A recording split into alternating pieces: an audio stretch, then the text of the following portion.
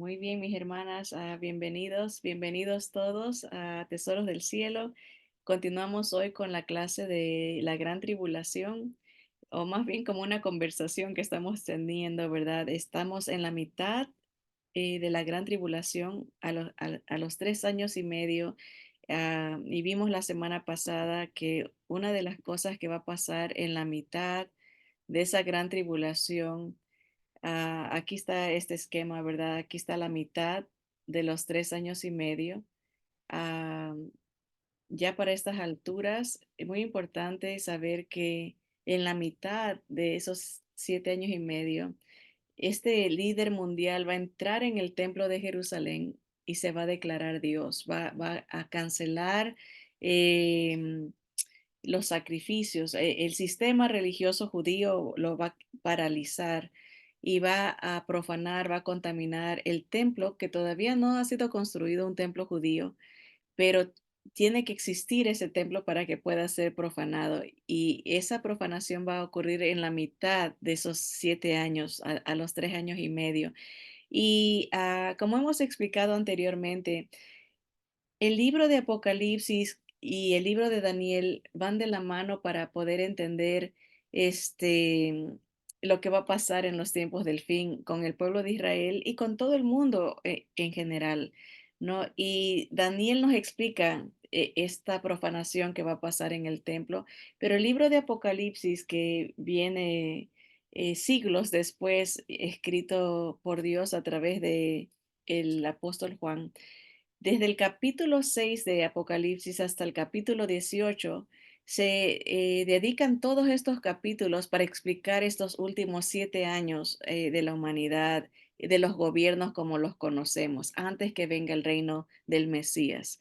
Así que por eso aquí en la mitad, en este diagrama, tenemos Apocalipsis 11, Apocalipsis 12 y Apocalipsis 13, porque eso se ubica en la mitad de la gran tribulación. Y la semana pasada estudiamos un poquito acerca de Apocalipsis 11, que es la aparición de estos dos personajes que la Biblia los llama los dos testigos o los que traen los dos mensajeros, ¿verdad? Un versículo los designa como los dos profetas que el Señor manda en este tiempo terrible que marca el comienzo de la última mitad. A los 3 años y medio se hace este paréntesis para hablarnos de estos personajes, ¿verdad? La semana pasada, como contexto general, ¿verdad? Hablamos que eh, a estos dos testigos se los identifica como olivos, los dos olivos o como el candelabro, ¿verdad? Y explicamos la significancia del olivo, hablando bíblicamente, ¿no? El olivo aparece como un símbolo de esperanza, de paz, de supervivencia. Y la primera vez que aparece el olivo, dijimos, es cuando en el arca de Noé, Noé manda a Paloma, ¿verdad? Y hasta que regresa ya ha bajado las aguas y pueden salir, trae en su piquito una hoja de olivo, ¿verdad? Por eso el olivo representa la fidelidad de Dios en conservar, preservar la existencia del humano. Y en este caso se usa para hablar de la preservación del pueblo judío, que va a empezar a ser perseguido en esa mitad de la gran tribulación, ¿verdad? Así que hoy vamos a ahondar un poquito más acerca de estos dos testigos. Hablamos un poquito de Zorobabel. Hemos dicho que hay diferentes teorías de quiénes van a ser estos dos testigos. Am, y los comentaristas, déjenme, ¿dónde estoy? Esto leímos la semana pasada. Em,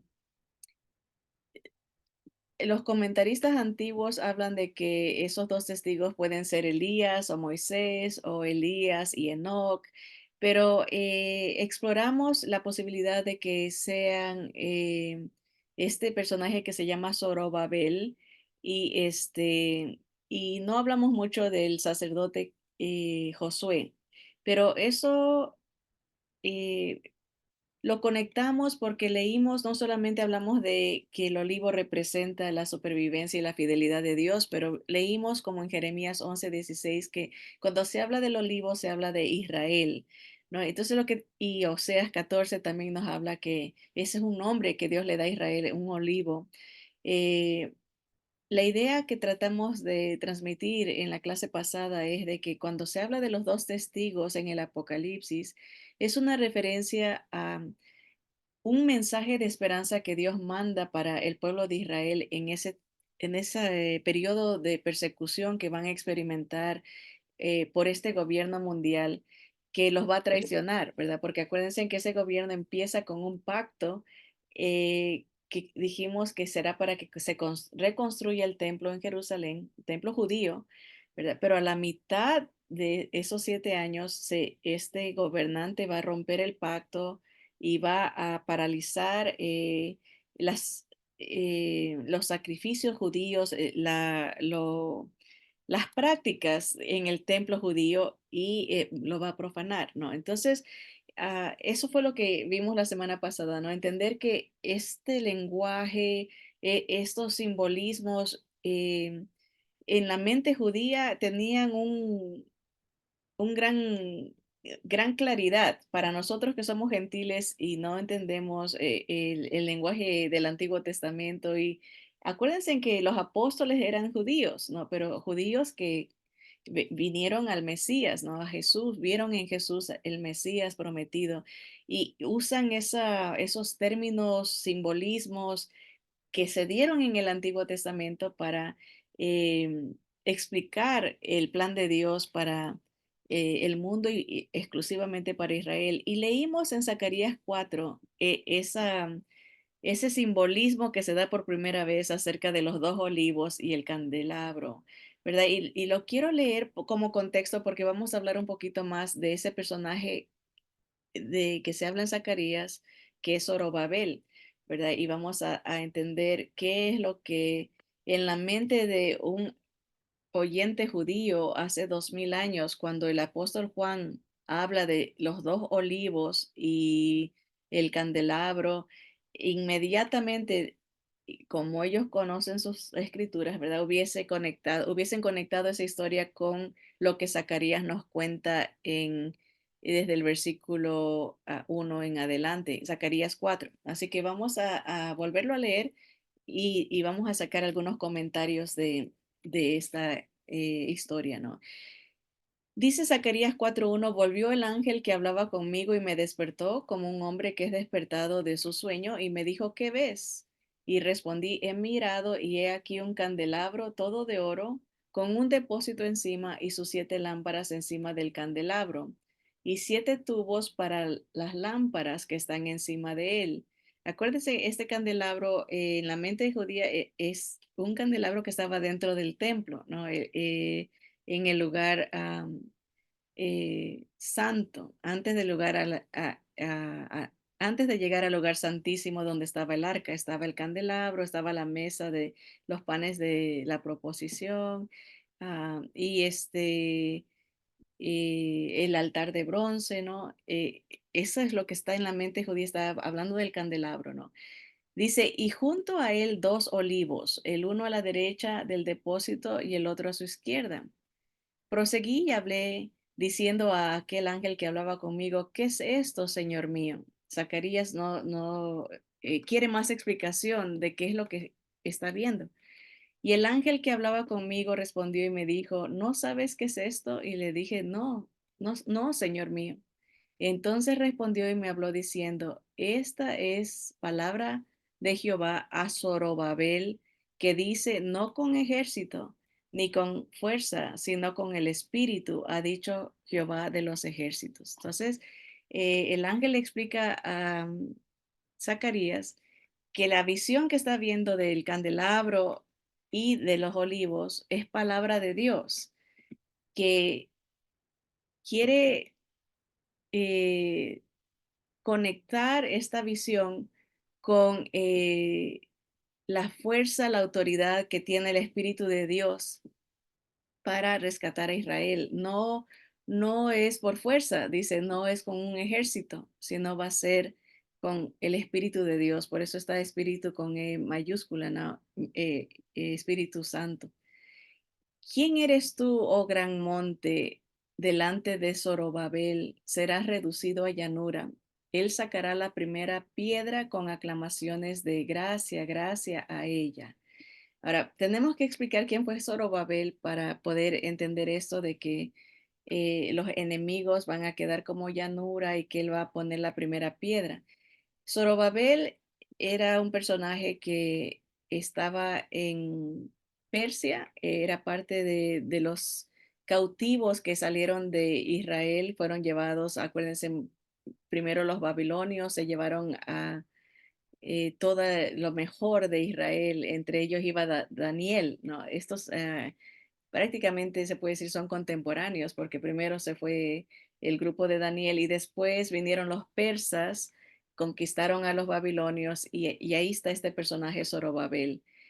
A Zorobabel se le concede el rey Darío y también el rey Ciro dan la orden de que el pueblo judío puede regresar a su tierra y a reconstruir el templo. Ese es el mensaje, ¿no? Zorobabel va a regresar a reconstruir el templo y él se lleva a miles de judíos de la cautividad que estaban en Persia eh, hacia la tierra prometida otra vez, su tierra, ¿no? La tierra de Israel, ¿no? Y dice, sí, van a salir enemigos que los pinta, los proyecta como un monte, ¿no? Que una oposición grande, una montaña, ¿no? Pero dice, Dios va a aplanar, va a quitar esa oposición y va a poder Zorobabel poner el cimiento de este nuevo templo que habían destruido los babilonios, ¿no? Dice, y sus manos, él echará el cimiento de esta casa y sus manos la acabarán y conocerás que Jehová de los ejércitos me envió a vosotros, ¿verdad? Porque los que menospreciaron el día de las pequeñeces se alegrarán y verán la plomada en la mano de Zorobabel.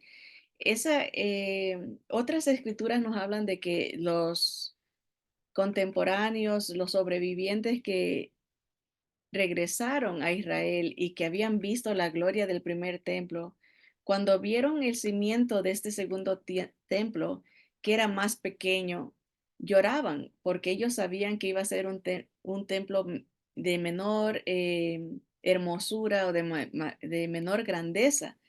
Por eso lo consideraban pequeño, lloraban por las pequeñeces, dice, pero ellos que se lamentaban que este templo parecía ser menor en gloria, ¿verdad? Dice, ellos se van a alegrar cuando vean la gloria de este templo. Ese templo que reconstruyó Zorobabel permaneció por muchos siglos, hasta el tiempo que vino nuestro Señor Jesús. Herodes lo había dado un retoque, por decirlo así, pero era el templo que Zorobabel reconstruyó. Dice, sigue la escritura, dice, estos siete son los ojos de Jehová que recorren toda la tierra. Acuérdense que está hablando del Espíritu de Dios. El Espíritu de Dios se describe como un espíritu de sabiduría, tiene siete características y como está hablando que es el Espíritu de Dios que va a mover las cosas para que se pueda reconstruir el templo, para que pueda Israel regresar a su tierra, para que haya victoria sobre la oposición, ¿no? Ese es el contexto, el Espíritu de Dios. Dice, hablé más y le dije, está hablando Zacarías, le dice al ángel, ¿qué significan estos dos olivos a la derecha del candelabro y a su izquierda? Hablé aún de nuevo y le dije qué significan las dos ramas de olivo que por medio de dos tubos de oro vierten de sí aceite como oro. O sea que estos olivos daban un aceite que a la visión o desde la perspectiva de Zacarías era un aceite tan puro, tan hermoso, que parecía oro, ¿verdad? Era brillante, ¿verdad? Y era muy amarillo, ¿no? Y me respondió diciendo, el ángel está conversando con Zacarías, dice, ¿no sabes qué es esto? Y él le dice, Señor mío, no. Y él dijo, estos son los dos ungidos que están delante del Señor de toda la tierra, ¿no? ¿Ok? Esa es la historia de Zacarías 4. Ahora, Vámonos y veamos lo que nos dice el apóstol Juan otra vez en Apocalipsis. Retrocedamos un poquito porque ah, quiero dar una perspectiva un poco diferente a lo que normalmente se enseña que son esos dos testigos, ¿verdad? Vámonos a ver aquí Apocalipsis 11. Acuérdense que desde el capítulo 6 hasta el capítulo 18 se nos narra todo lo que va a pasar durante los 7 años de la gran tribulación y se ubican a estos dos testigos en la mitad.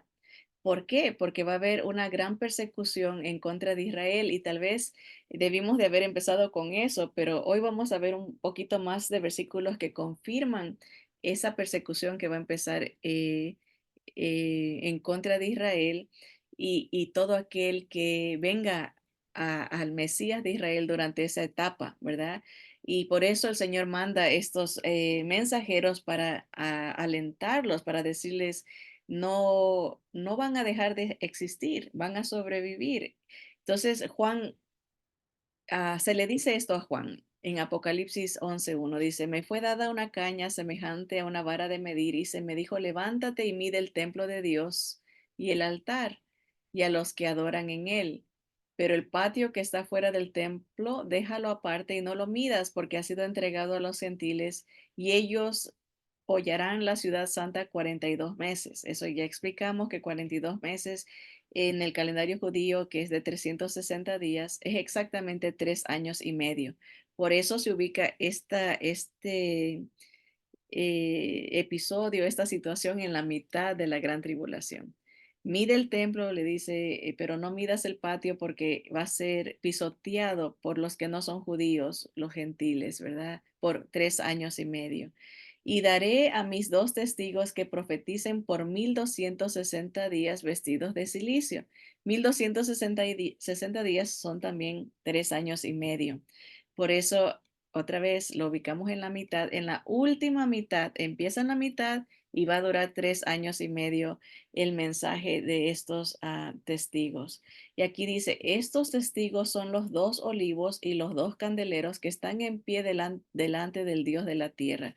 Inmediatamente el que judío que sabe sus escrituras hubiese conectado esto con Zacarías y con Zorobabel. Y lo que hizo Zorobabel los trajo del cautiverio para reconstruir el templo y para establecerlos en la tierra que Dios le prometió. Entonces, si estamos pensando en una futura persecución de Israel pronta que está por suceder, en la mente de ellos está el Señor animándolos. Tengo dos mensajeros que les va a traer a memoria que Dios es fiel, que Dios eh, los va a regresar y los va a restaurar. Dice, si alguno quiere dañarlos, sale fuego de la boca de ellos y devora a sus enemigos. Y si alguno quiere hacerles daño, debe morir él de la misma manera, ¿verdad? Tienen la autoridad de Dios, el poder de Dios. Acuérdense que en los tiempos históricos de Zorobabel, ellos también tuvieron bastante oposición y enemigos que querían destruirlos, ¿verdad? Pero el Señor los sacó eh, victoriosos. Ahora, necesito leerles lo que dice la historia para que podamos eh, conectar esta historia de Zorobabel con los mensajeros que el Señor va a mandar en un futuro para alentar a- al pueblo de Dios, ¿verdad? Espiritual y físico, ¿no? Porque habrán creyentes también, gente que cree en el Mesías judío durante ese tiempo de persecución. Entonces vamos a ver esto para ahora que es material nuevo. Dice el papel de Zorobabel y el sacerdote Josué, ¿verdad? Esto ya pasó en la historia de Zacarías. Esto está, si mal no recuerdo, creo que terminaron, o creo que lo apunté aquí está, en el año 516 antes de Cristo se reconstruyó este templo, ¿verdad? Ok. Dice, para poder entender la necesidad de que Dios mande dos mensajeros de esperanza, de defensa y autoridad a Jerusalén, debemos de dejar en claro que a la mitad de los 7 años habrá gran persecución contra los judíos creyentes en el Mesías y todo aquel que ponga su fe en él, de todas las naciones también. O sea, la Biblia nos habla de qué es lo que va a pasar durante esos últimos 7 años. Y lo que va a pasar es que es una guerra entre el mundo espiritual. Jesús viene a establecer su reino, pero todos los gobiernos y todo lo que Satanás ha levantado, ¿verdad? Las diferentes eh, filosofías de gobierno, uno sin Dios, humanistas y todo, van a luchar contra el establecimiento de este reino, ¿verdad? Y el papel de Israel en esos últimos tiempos, esos últimos 7 años es de vital importancia. Ya empezamos a ver el papel que Israel está jugando en el mundo. Ya todos los ojos se van hacia Israel, lo que nos habla de la cercanía de estos últimos 7 años, ¿verdad? Pero a la mitad el mundo se va a ir en contra de Israel. Ahorita estamos viendo como una probadita de lo que es que el mundo se levante en contra del judío. Pero en esta temporada va a ser, se le va a dar permiso a Satanás de que, es más, en esa mitad, el Apocalipsis nos habla que Satanás desciende a la tierra, ¿verdad? Es una guerra con todo, ¿verdad? O sea, ya Satanás sabe que le queda poco tiempo, se lo tumba de las esferas espirituales y viene la tierra que yo pienso que es una razón por la que este gobernante se ensaña en contra del pueblo de Dios de una manera eh, eh, ya como para exterminarlos, porque está empoderado, está guiado, está influenciado por el mismo Satanás. Entonces es importante entender eso, que en la mitad de la gran tribulación se viene esta gran persecución y por eso Dios manda estos mensajeros para recordarles al pueblo de Israel de que así como preservó al pueblo 500 años antes de que venga el Señor Jesús a través de Zorobabel y del sacerdote Josué, también los preservará de la exterminación que Satanás quiere hacer de ellos, ¿verdad?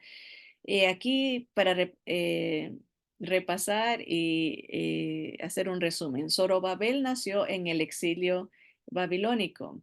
Era descendiente de David, del rey David, nieto del rey Joconías de Judá. O sea, tenía sangre real y es un antepasado de nuestro Señor Jesús. El rey Ciro segundo, permitió a los judíos regresar a reconstruir sus vidas y el templo. O sea, era algo, un milagro. ¿Cómo es posible que los que se los llevaron cautivos, de repente Dios puso en el corazón de Ciro, él lo llama mi siervo,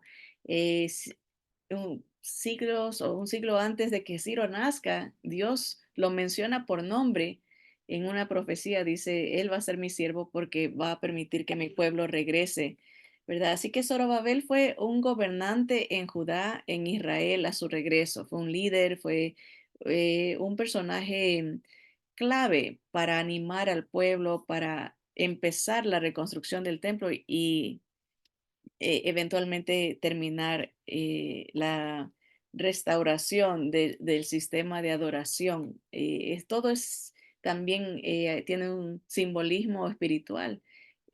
Zorobabel guió al pueblo a regresar a Dios, a regresar a adorar al Dios de Israel, a seguir los mandamientos de Dios, una proyección. O sea, Dios en la palabra, acuérdense siempre que nos da una profecía, hay el cumplimiento cercano y el cumplimiento remoto, ¿verdad? Como que Dios en una sola porción no, cubre bastante periodos de tiempo. Uno, en este caso, en Zacarías hablaba del presente, pero entrelazado, entretejido, están proyecciones del futuro también. Y eso podemos entenderlo cuando uno lee las escrituras en su totalidad, como en el caso del Apocalipsis, que se complementa con varias porciones del Antiguo Testamento. Así que Interesante, la construcción del templo no avanzó mucho. Cuando Zorobabel regresó, solamente pusieron los cimientos en un periodo como de 14 meses, ya que hubo fuerte oposición de los adversarios circuncidantes, terminando en la paralización total por orden del rey Artajerjes, ¿verdad? Si mal no recuerdo, Artajerjes era el rey, bueno, hubieron varios con ese nombre, es más como un título. No sé si es exactamente el que está en la historia de Esther, ¿verdad? Él era el rey de la reina Esther.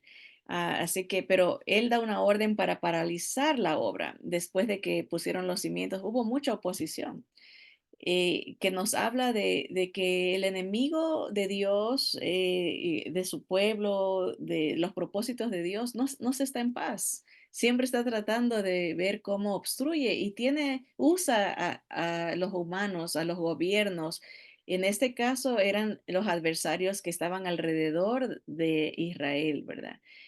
Pero aún así, dice, los cimientos mostraban que el templo sería mucho más pequeño que el primero, lo que causó gran tristeza en aquellos que habían visto la gloria anterior del primer templo hecho por Salomón. Pero noten esto, dice, después, durante el reinado de Darío, se le permitió retomar la obra y terminaron la reconstrucción del templo en 3 años y medio en el año 516. Noten el uso del tiempo, 3 años y medio les tomó reconstruir el templo, ¿verdad? Ahora, estamos en la mitad de los 7 años, quedan los últimos 3 años y medio que va a haber gran, eh, conmoción el mundo espiritual, de guerras y de eh, destrucción en la humanidad, persecución contra Israel, pero 3 años y medio tomó reconstruir el templo en los tiempos de Zorobabel. Es interesante, no hay casualidades en las cosas. Dios está dándonos una visión de lo que fue y lo que será. Zorobabel fue visto, noten esto, como un Mesías por sus contemporáneos, o sea, un libertador, un rey, ¿verdad? Que eh, establece gloria para Israel, ¿verdad? Dice, fue visto como la esperanza de revivir la realeza davídica o de la genealogía de David y la liberación de la opresión de los persas. O sea, en ese sentido, la visión del judío de un Mesías siempre es de alguien que los liberta, alguien que los rescata, alguien que establece su reino, alguien que eh, instaura o, ¿verdad? O restituye, ¿no? el sistema de adoración en el templo, ¿verdad? Así que cuando pensamos en esos dos olivos que era en ese tiempo Zorobabel y el sacerdote Josué, ah, podemos ver que son una representación que sea quien sea que Dios escoja en estos dos testigos que vendrán en el tiempo de la gran tribulación, tendrán ese mensaje de que serán restaurados, de que el reino de Dios viene, de que tendrán su templo, que estarán en su tierra, ¿no? Es un mensaje eterno, ¿verdad? De que Dios triunfa, Dios es victorioso. Así que quiero leerles algunos versículos que respaldan esto de que va a haber gran persecución contra los judíos, de que respaldan de que Dios los va a proteger y que a la postre el Señor triunfa, ¿no? Isaías 11:2 nos habla de el Espíritu de Dios, las características que tiene, porque dice son los ojos que van por toda la tierra, para entender un poquito más ese concepto, ¿no? Dice, y reposará sobre él el Espíritu de Jehová, ese es el principal, el uno, ¿verdad? Espíritu de sabiduría y de inteligencia, espíritu de consejo y de poder, espíritu de conocimiento y temor de Jehová. El Espíritu de Dios trae todo esto a- a- a- al creyente, ¿verdad? Le trae sabiduría, inteligencia espiritual, ¿no? Es una sabiduría celestial, no dice no terrenal, no carnal, no diabólica, es una sabiduría pura, ¿no? Eh, Consejo, el Espíritu Santo a través de su palabra nos dirige, nos guía a toda la verdad y nos da poder para vencer el pecado que nos asedia, ¿verdad? Es la presencia de Dios en nosotros nos trae ese conocimiento y esa reverencia a Dios.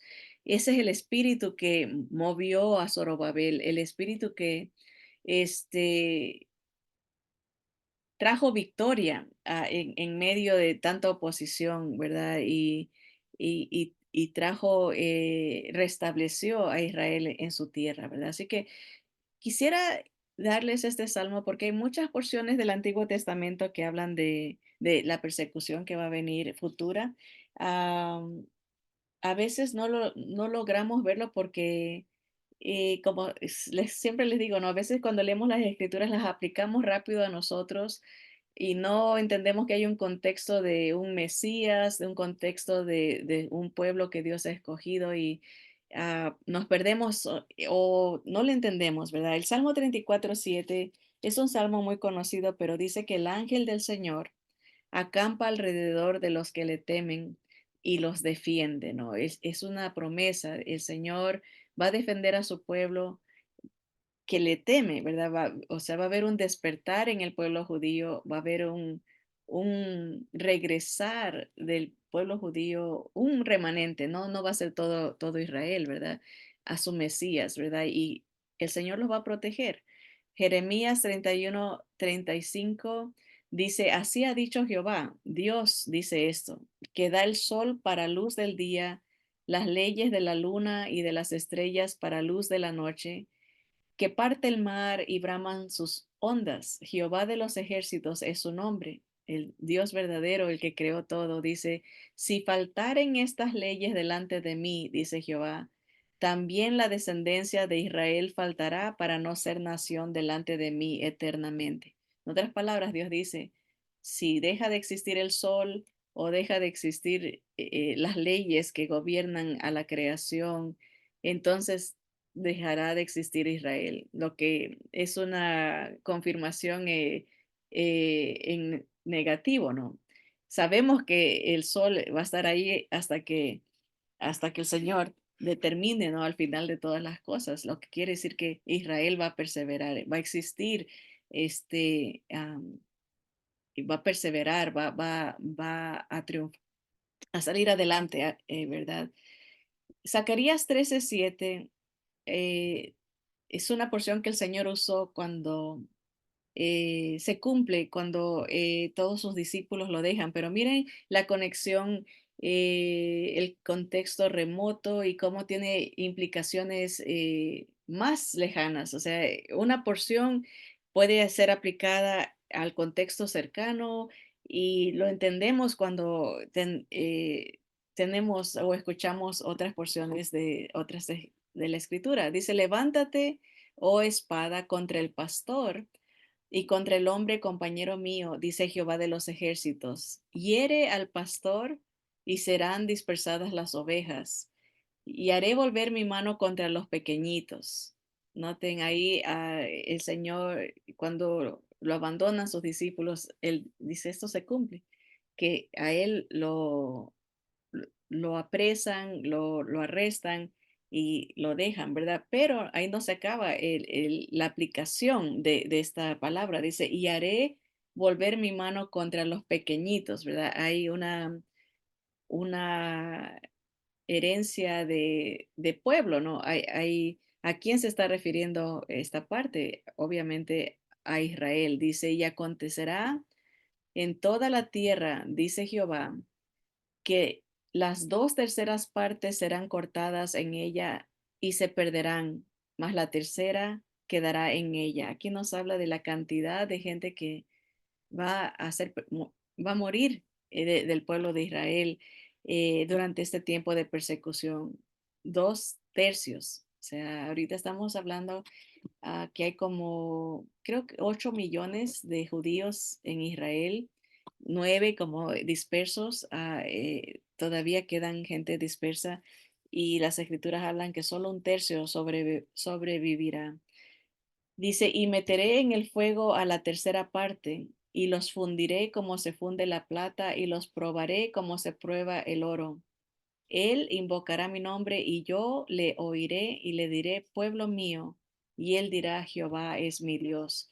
Ese tiempo de gran prueba, esos últimos 3 años y medio, servirá para que ese tercio eh, regrese a su Dios, ¿verdad? A su Mesías, a Jehová, a su Rey, ¿verdad? Y ellos le dirán, eres mi Dios, y el Señor les dirá, eres mi pueblo.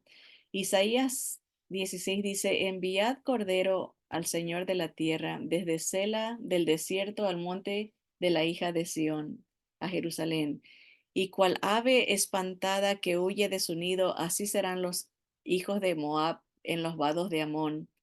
Reúne consejo, haz juicio. Pon tu sombra en medio del día como la noche. Esconde a los desterrados. Está hablando a Moab. En nuestros tiempos sería Jordania. Ahí se ubica el mapa donde estaba Moab. Dice, pero esconde a los desterrados.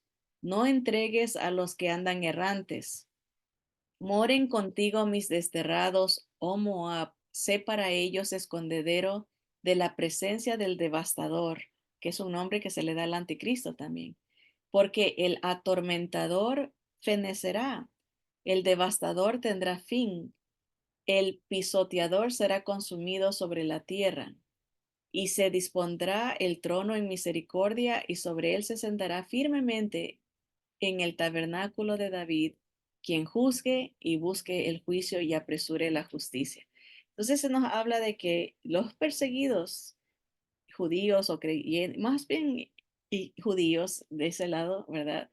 Huirán al área de Moab, que en nuestros tiempos es Jordania, y serán escondidos ahí del devastador, del atormentador que tiene su fin. Sabemos que el Señor acaba con él cuando el Señor regrese después de esos 3 años y medio, donde se proyecta, ¿verdad? Esos 3 años, así como el templo se levanta en 3 años y medio, viene a morar el Señor con ellos. Él es el tabernáculo, ¿no? Empieza a su justicia aquí en la tierra, ¿verdad? Así que quería enseñarles, en estudios previos les he enseñado lo que hay en Jordania, ¿verdad?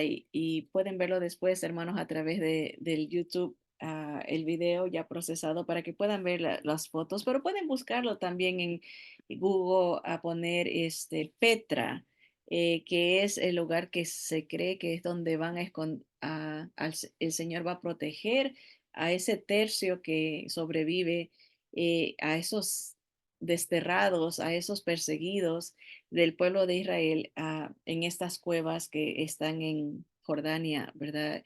Am, Hay otros versículos que confirman esto, pero les quería enseñar en general cómo están estas cuevas en las montañas, ¿verdad? Hay un ministerio que ha metido en jarrones de barro en esas cuevas, copias de la palabra de Dios, porque en fe saben que van a ir para allá y van a encontrar la verdad de las escrituras, el plan de Dios para ellos, ¿verdad? De protección y de liberación. Aquí hay otra foto, ¿verdad? Ah, de estas cuevas que están en Jordania, ¿verdad? Así que esa porción en Zacarías también nos habla de que, en Isaías, perdón, Isaías 16, que serán guardados. Hay otra porción que habla de 3 días, creo que, déjenme ver si la puse. ah,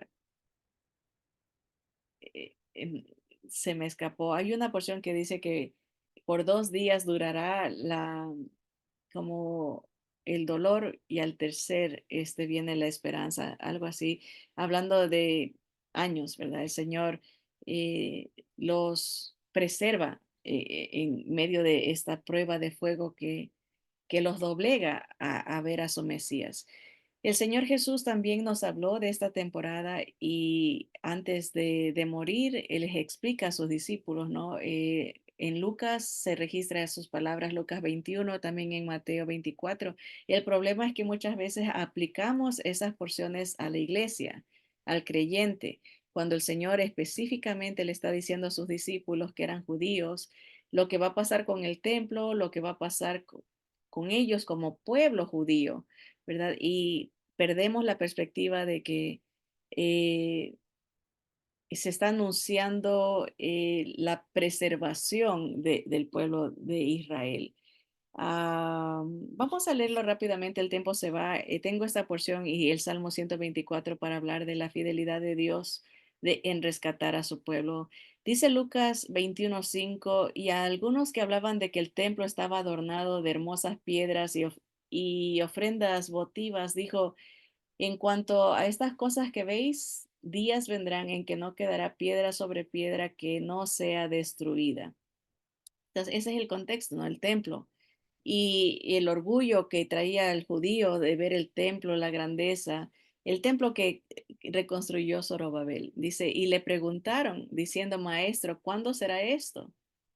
Y la destrucción del templo. Dice, ¿y qué señal habrá cuando estas cosas estén para suceder? Él entonces dijo, mirad que no seáis engañados, porque vendrán muchos en mi nombre diciendo yo soy el Cristo y el tiempo está cerca. Sabemos que este templo fue destruido en el año 70 de nuestra era, ¿verdad? Hace 2000 años, un poquito, casi 2000 años atrás. Y el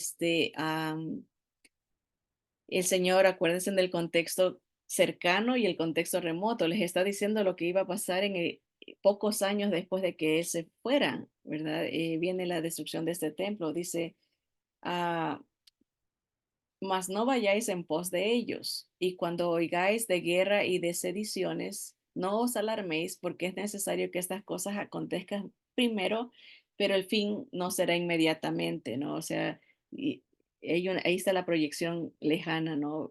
Van a haber guerras y rumores de guerras y sediciones.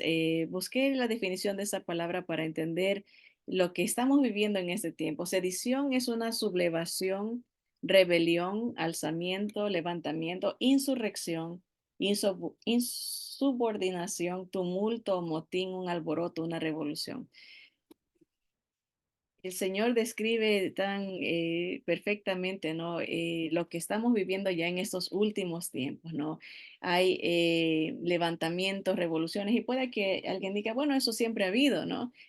Han habido insurrecciones, ¿no? Pero a nivel mundial, la cuestión que sí ha habido terremotos en otros tiempos, pero ahora a nivel global, o sea, se está viendo el, el incremento como dolores de parto, ¿no? Empieza poquito a poquito y se va acelerando hasta que ya viene el bebé. Igual el Señor usa esa ilustración.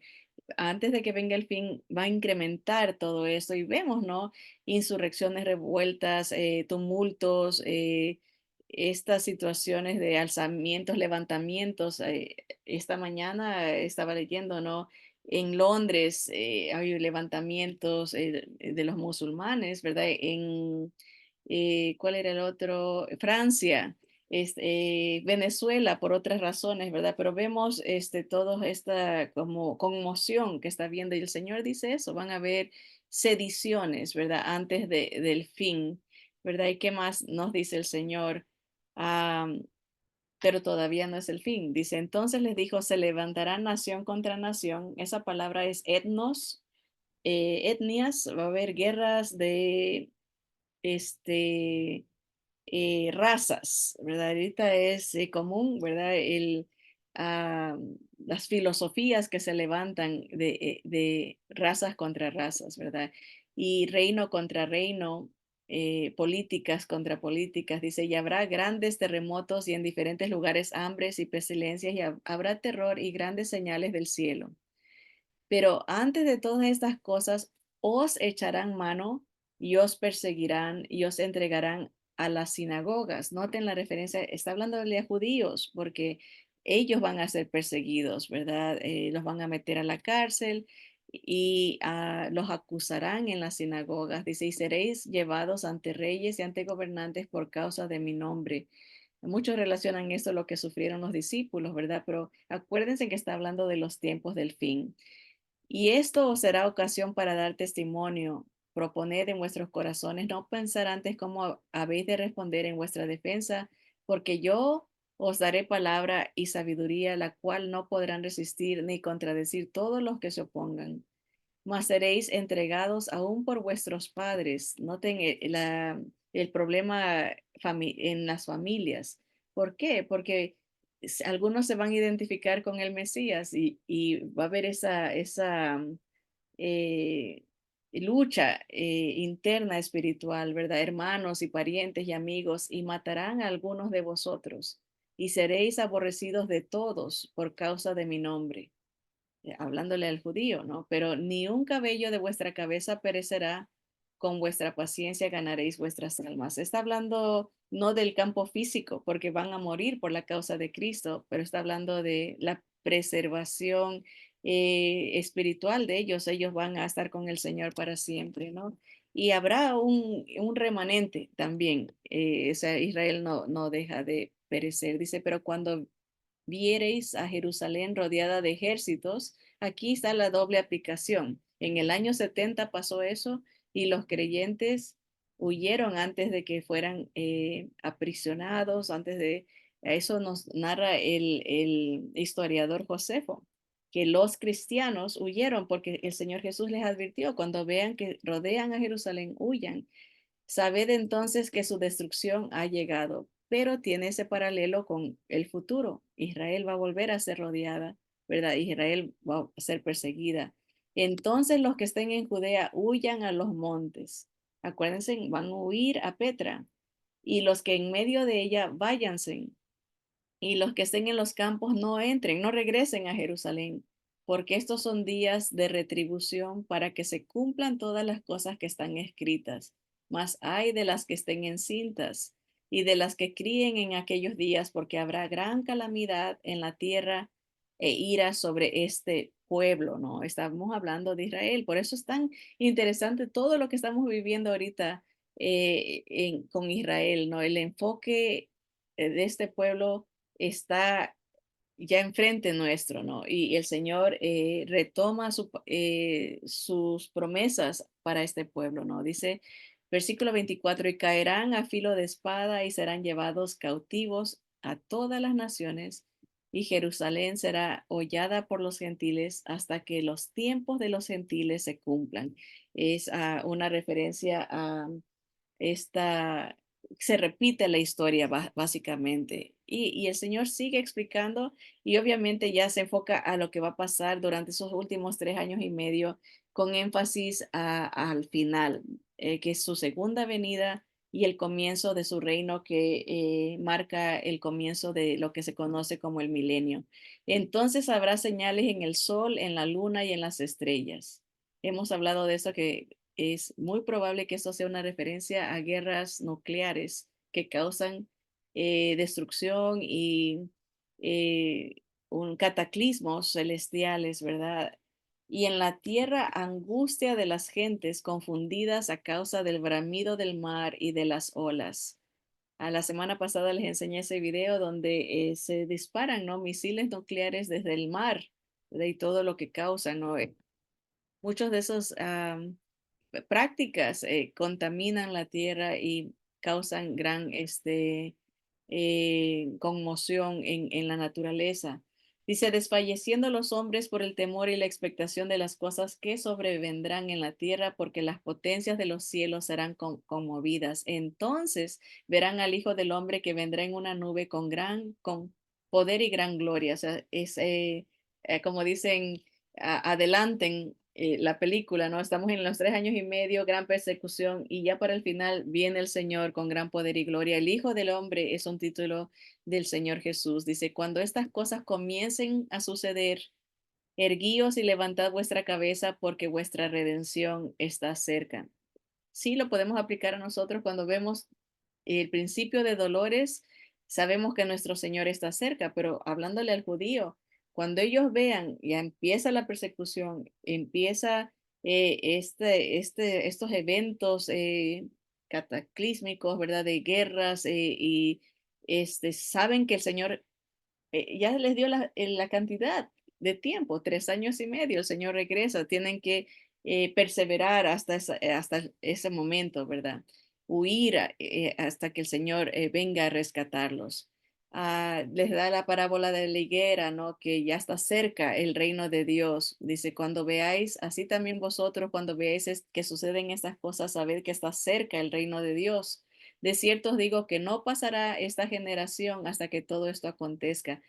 Cuando empiecen a suceder estas cosas, la generación que esté viva en ese momento no va a pasar hasta que se termine todo lo que el Señor ya ha anunciado que pasarán.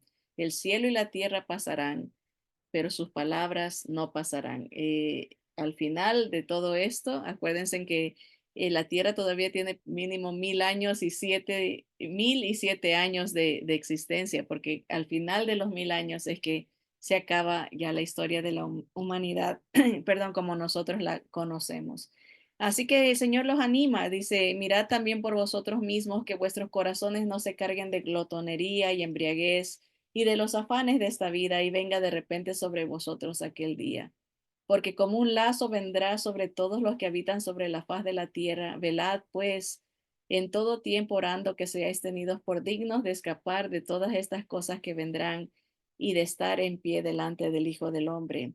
Le habla al pueblo de creyentes judíos y gentiles que salgan durante ese tiempo, ¿verdad? Así que quería terminar con esta porción porque sí se habla de tiempos difíciles, sí se habla de tiempos terribles, pero hablamos también de la fidelidad y la sabiduría de Dios que ha dado un panorama desde la antigüedad a través del Antiguo Testamento de cómo Él preservaba, cómo Él ha sido fiel para Israel y cómo lo será en el tiempo de la gran tribulación. El Salmo 124 nos recuerda esa fidelidad de Dios. Dice, a no haber estado Jehová por nosotros, diga ahora Israel, a no haber estado Jehová por nosotros cuando se levantaron contra nosotros los hombres, vivos nos habrían tragado entonces, cuando se encendió su furor contra nosotros, entonces nos habrían inundado las aguas. Sobre nuestra alma hubiera pasado el torrente, hubieran entonces pasado sobre nuestra alma las aguas impetuosas. Bendito sea Jehová que nos dio por presa, que no nos dio por presa a los dientes de ellos. Nuestra alma escapó cual ave del lazo de los cazadores. Se rompió el lazo y escapamos nosotros.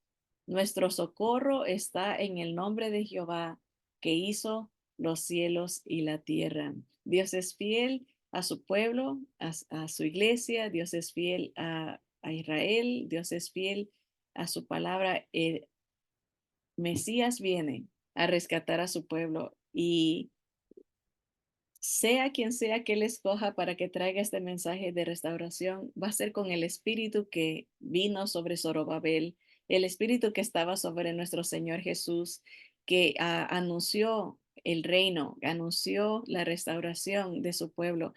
Igual, estos dos testigos traerán este mensaje de sobrevivencia, o de supervivencia, traerán este mensaje del reino de Dios y de ánimo para Israel y todo aquel que venga al Mesías durante ese tiempo. Así que el Señor es perfecto en todos sus caminos y su fidelidad es grande y por eso lo alabamos y glorificamos. Vamos a orar para terminar esta clase y les doy gracias, hermanos, por su sintonía desde donde quiera que nos escuchen. A veces no puedo ver a Sonia. Saludos allá en España.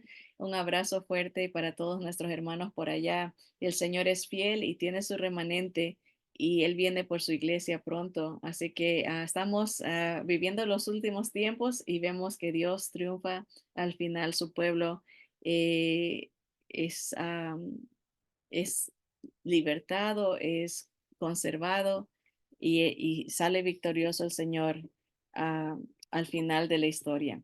Gracias, Padre, por tus profetas, tu palabra, Señor. Gracias porque am, te preocupas de explicarnos tus planes de restauración para este mundo, de liberación, de victoria sobre el pecado, sobre la muerte, sobre Satanás, sobre todo lo que se levanta en contra de tu reino. Gracias por tu Mesías, el Cristo, el Rey, el intercesor, el que nos anuncia tu palabra, Señor. Gracias porque eres fiel y tu pueblo vendrá a ti en medio de la prueba, en medio del fuego. Hay un remanente que exaltará tu nombre, que reconocerá eh, tu gobierno, reconocerá tu poder y tu autoridad. Señor, te damos gracias por tu palabra. Gracias por las profundidades que has revelado a través de ella. Señor, gracias por todo lo bueno que eres. Exaltamos tu nombre y oramos en el nombre poderoso de Jesús, nuestro Mesías. Amén, amén.